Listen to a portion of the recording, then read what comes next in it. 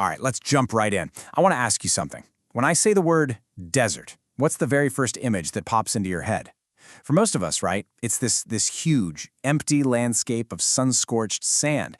But what if that whole classic image is just a tiny piece of a much bigger, way more fascinating story? Yeah, probably something like this, right? Endless rolling dunes, maybe a lone camel off in the distance.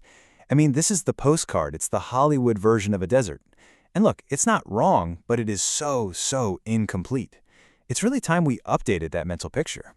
Because check this out. This fact kind of blew my mind. Of all the deserts on our entire planet, only about 20% are actually covered in sand. That's it, just a fifth. So that begs the question, right? What in the world is going on with the other 80%? And if it's not sand, what actually makes a desert a desert?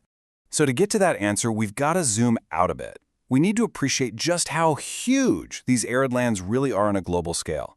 I mean, we're not talking about some fringe leftover landscapes here. In a lot of ways, they really define the face of our planet. Yeah, you heard that right. 1/3 of all the land on Earth is technically a desert. That is a staggering amount of territory. It's this massive, globe-spanning ecosystem that goes way beyond the Sahara or the famous empty quarter in Arabia. We're talking everything from frozen poles to rocky plateaus. These dry worlds are literally everywhere. And here's the absolute key takeaway. The one single thing that unifies all these incredibly different places, it's not the heat, it's definitely not the sand. It all comes down to one simple, powerful factor, a lack of water. So this is the real definition we need to lock in. A desert is defined purely by its aridity, how dry it is. And notice that little phrase in there, whether hot or cold. That right there, that shatters the whole stereotype, because it means the biggest desert in the world isn't hot and sandy at all. Nope. It's the vast, frozen, polar desert of Antarctica. And, scientists have a scale for this. It's not just dry or not dry. It's a spectrum. So you have your hyper-arid deserts, like parts of the Atacama in Chile, which get less than 25 millimeters of rain a year. I mean, that's less than an inch. All the way up to semi-arid places, which can get up to 500 millimeters. You might even see some greenery there, but scientifically, still a desert. Okay, so this kind of splits deserts into two big families. You've got your hot deserts, the ones we all picture, usually hanging out near the tropics. The wild thing about them is the temperature swing. There's no humidity, no cloud blanket to trap heat, so you can go from a blistering 45 degrees Celsius during the day all the way down to below freezing at night. Then you've got your cold deserts, like the Gobi in Asia. They're at higher latitudes, so they have freezing winters and kind of cool summers. But that one defining feature is the same for both. They are incredibly dry. All right, so we know what a desert is, but how do they even form? Why do some parts of the world get absolutely drenched with rain while others get, next to nothing? Turns out nature has a few really effective recipes for cooking up a desert. And there are 5 main ways this happens. 5 big climatic forces at play. They're all super interesting, but for now, let's focus on the 2 heavy hitters. These are the 2 main recipes that are responsible for most of the deserts you've probably heard of. So, recipe number 1. This is the big one. This is the process that creates most of the world's great hot deserts. The Sahara, the Australian outback. And it's all driven by this huge, invisible weather engine that's constantly circling our globe. Okay, so think of it like this. Right at the equator, the sun is super intense. It heats up the air, which makes it rise. As it rises, it cools down and dumps tons of rain. That's why you have lush rainforests there. But here's the thing. That air doesn't just vanish. It gets pushed north and south, and now it's totally wrung out, completely dry. When that bone-dry air finally sinks back down to Earth over the tropics, it's thirsty. It literally acts like a giant atmospheric sponge, sucking up any moisture it can find from the ground below. All right, on to recipe number 2. This one is all about geography. It involves a big, dramatic physical barrier, a mountain range. And this creates a phenomenon that scientists call a rain shadow. Here's how it works. You've got moist air blowing in from the ocean. It hits a mountain range and has nowhere to go but up. As that air is forced to climb, it gets colder, and cold air can't hold as much moisture. So what happens? It dumps all its rain and snow on that one side of the mountain, the side facing the wind. By the time the air makes it over the top and starts to sink down the other side, what's called the leeward side, it's got nothing left to give. That side is left in a permanent shadow from the rain. And voila, you've got yourself a desert. So what happens when you take a landscape, strip away the water, and then blast it with extreme temperatures, powerful winds, and the occasional super violent flash flood? Well, you get some of the most spectacular, honestly alien-looking geology on the entire planet. It's like nature's sculpture garden.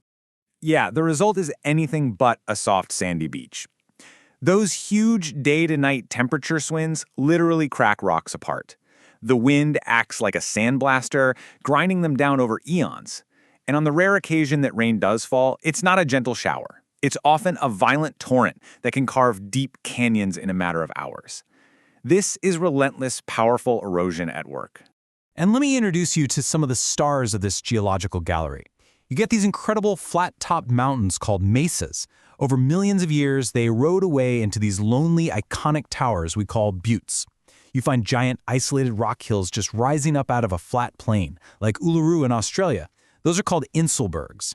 And where ancient lakes once sat, they have evaporated, leaving behind these eerily flat, salt-crusted beds called salt pans or playas. And hey, let's circle back for a second to that 20% that is covered in sand. Because even that isn't simple, not by a long shot.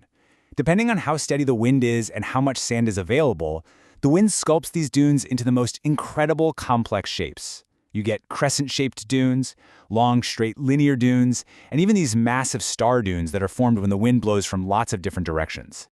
Now these landscapes, they're not just geologically cool. Because they're so incredibly dry, they act as these amazing time capsules. They preserve history in a way that a wet, humid climate just never could. And I can't think of a better example of this than a specific dried-up lake in the Australian desert. Now, I know this might just look barren and empty, but you are looking at one of the most important archaeological sites on Earth. This is Lake Mungo. Today, it's just a huge dry salt pan. But the layers of dust and sediment here, they tell a profound story about deep time, about our changing climate, and about human history itself. See, buried in those crescent-shaped dunes you can see at the edge of the old lake, archaeologists found something astounding: the remains of Mungo lady and Mungo man. These fossils date back over 40,000 years, and they represent some of the earliest evidence of modern humans in Australia. And, get this, the world's oldest known evidence of ritual burials. This seemingly empty place holds the story of our most distant ancestors. And this timeline just shows you the incredible story of the place itself. 40,000 years ago, when Mungo man and Mungo lady were alive, this was no desert. It was a massive freshwater lake, maybe 8 meters deep, just teeming with fish and birds. But then, around 19,000 years ago, the climate started to shift. It got warmer, it got drier, and the lake system failed. It dried up, and the wind began to blow the dust from the lakebed into the dunes that would end up preserving their story, just waiting for us to come and find it. So the next time you hear the word desert, I hope you don't just picture sand. I hope you picture a rocky plateau, or a frozen polar ice sheet, or a dry lake bed that holds ancient human secrets. These are dynamic, complex, and vital parts of our world. And that leaves us with one final big question. If a place that looks this empty can completely rewrite our understanding of human history, what other incredible secrets are still out there, just waiting to be discovered in the driest, most extreme places on Earth?